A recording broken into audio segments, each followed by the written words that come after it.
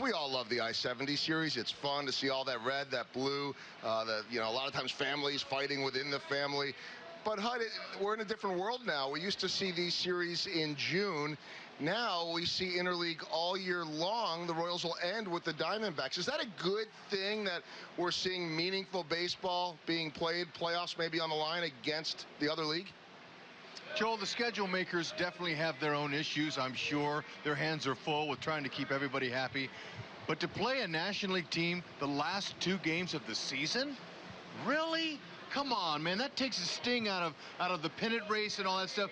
I'm a fan of interleague play. There's no question about that. I like that. I think it's been good for baseball. But get her done before the All-Star break. Can you do that? Or just have it go a little bit into July, but certainly leave the meaningful pennant race games, in my opinion, in August and September. Yeah, and I agree with that. I think, first of all, I think we're happy that we're in a pennant race. I think that's the first thing you have to be happy about. But when you are, sometimes you're looking at what these other teams are doing and say, gosh, it seems unfair that they're playing a team maybe in the National League as a cellar dweller, and here you are going up against some teams that maybe are not. So I think that's really the biggest thing to me is if you had a perfect world, I don't think you would have these matchups this late in the season. Yeah, in the month of September, I'd love to see the in-division rivalries like Cleveland playing Kansas City that last week of the season.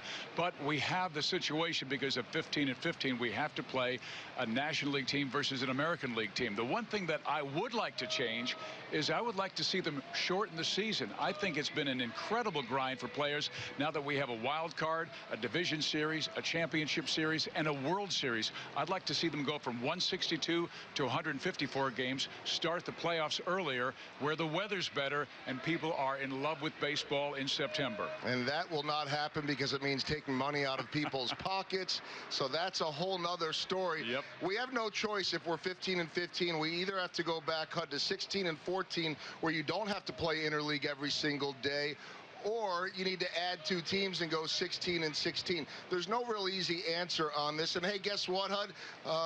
They're going to face the Diamondbacks to end the year, a team that's probably going to the playoffs.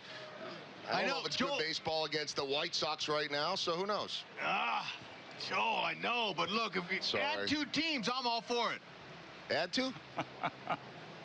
We'll put a team in Montreal, and that's I don't know, right. Monty, you're smarter than all of us, maybe not Fizz. Can you solve this? I say let's do some expansion. That way you've got a 32 team. It's so much easier to schedule if you have 32 teams. Look at the other leagues. Having 32 teams, it works. But right now we're dealing with what we have to deal with. All right. Well, either way, we are excited for the I-70 series. We will see you 2 gentlemen. Fizz, it's your job to keep them in a seat tonight.